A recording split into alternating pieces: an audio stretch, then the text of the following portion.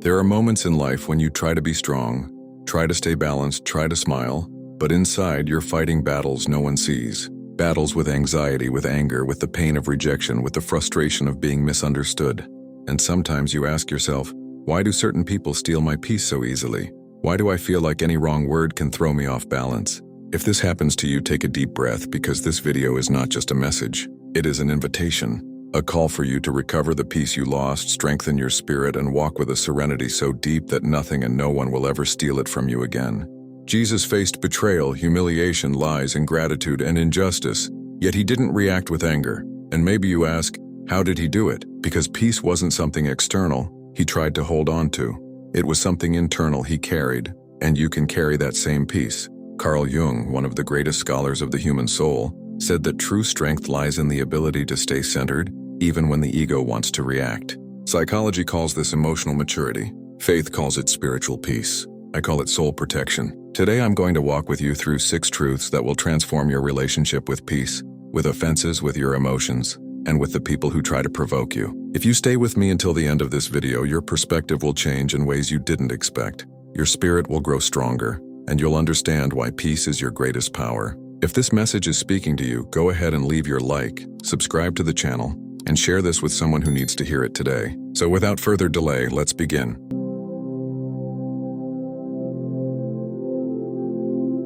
The first truth is, peace is your protection. When we think of spiritual protection, many imagine weapons, shields, or visible battles.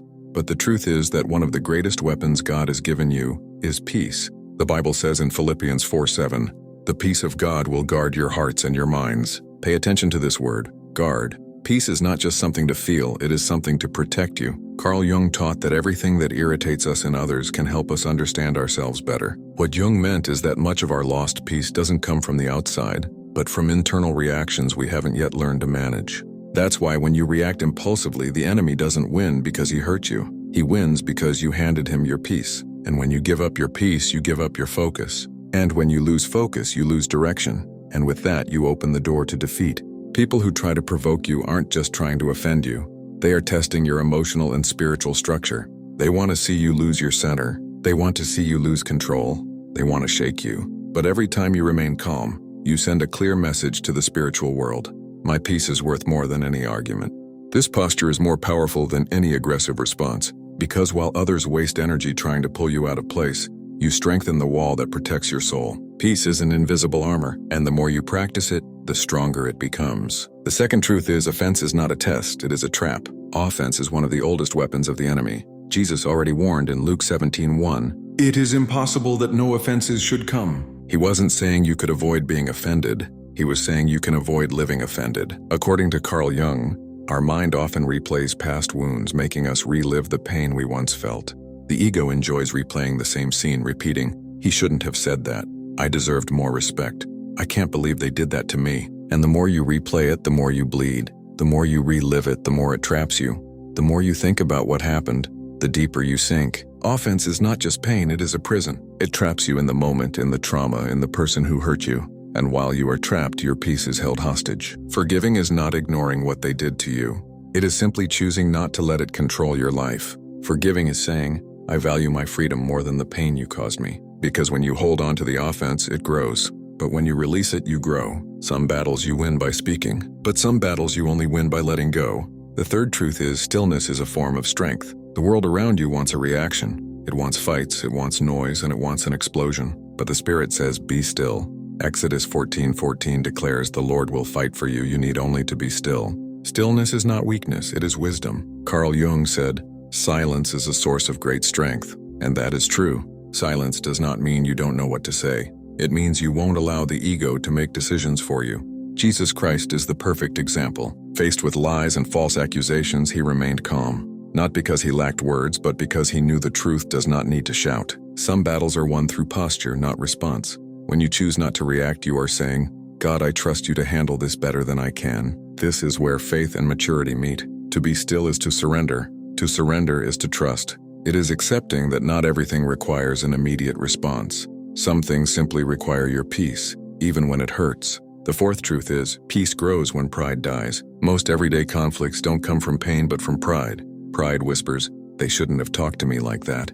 I deserve better treatment. I need to show who I am. But pride doesn't protect you, it exposes you. It pushes you into reactions that hurt your own soul and your own image. Carl Jung said that the ego is the part of us most afraid of being wounded. That's why the bigger the ego, the smaller the peace. The Bible confirms this in James 4:6.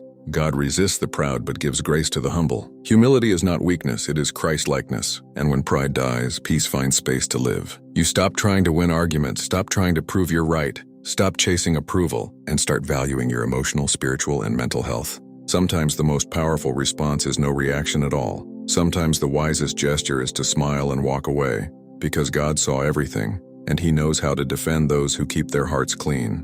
The fifth truth is your focus on God sustains your peace. Peter walked on water while his eyes were fixed on Jesus. But when he looked at the storm, he began to sink. That is exactly what happens to our peace.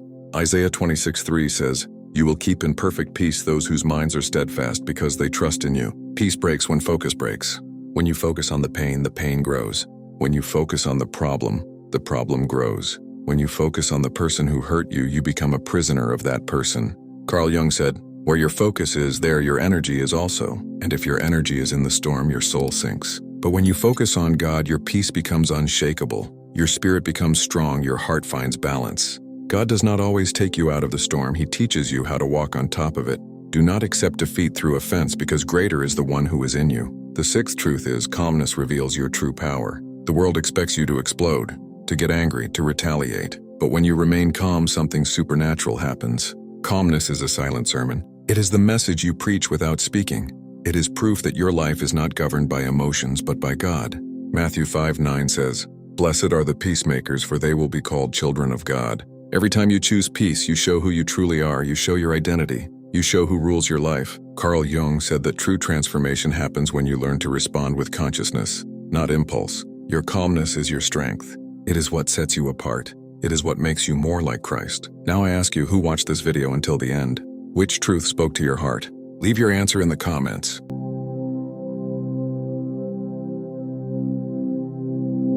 Carl Jung, do not react to the offenses of your enemies. If there is something that must be deeply understood in the spiritual journey, it is this. Not every provocation deserves a response, and not every enemy deserves your energy. When someone offends you, disrespects you, provokes you, or tries to wound you emotionally, the first natural reaction is to respond in the same way, but respond with faith. Spiritual maturity is revealed precisely in the ability to remain silent when everything inside you wants to shout. Let me speak to you directly with respect and clarity. You are not obligated to return an offense. You are not obligated to prove anything to anyone. You are not called to compete with people who are trapped in their own darkness. Many times the one who attacks you is not reacting to you, but to the pain they carry within themselves. That's why you should never place your peace in the hands of someone who has none. Carl Jung often said that responding to offense with silence is like extinguishing a fire with pure water. The ember dies out, the smoke clears, and the other person's flame finds no space inside you. Remember this, your purpose is not to win arguments. Your purpose is to win over yourself. And whoever controls their tongue controls their destiny. When you let things go, you are not being weak. You are being strong enough not to allow someone else's attitude to shape your character. Your peace is worth more than having the last word. Your faith is worth more than proving you are right. Your future is worth more than reacting to a momentary offense. Decide today to rise above the small battles that try to pull you down. Decide today not to react to provocations that only seek to steal your light. Decide today to walk with dignity, serenity, and confidence, because those who observe you in silence know it takes greatness to stay quiet. It takes maturity not to strike back, and it takes faith to let God act where you choose not to act. Peace is not something you find on a perfect day. It is built in the middle of chaos. It is strengthened when you choose silence over shouting, peace over ego, stillness over reaction, forgiveness over offense, God over the storm. When someone tries to steal your calm, ask yourself, is it worth sacrificing my peace for this? Or am I giving away what God gave me? The more you guard your peace, the more you reflect Christ. If this message touched your heart, write in the comments, "Peace is my protection." Always remain in prayer so that no arrow of the enemy distracts you from the right path. May the Lord keep us firm in the sacred purpose He planted in our hearts. May the light of God be our defense and our direction. If you stayed with me until the end, I invite you with affection to subscribe to the channel, leave your like, and share this video with someone who needs to rediscover the peace that only God can restore. Remember, your peace is your strength in every battle that comes your way. Amen.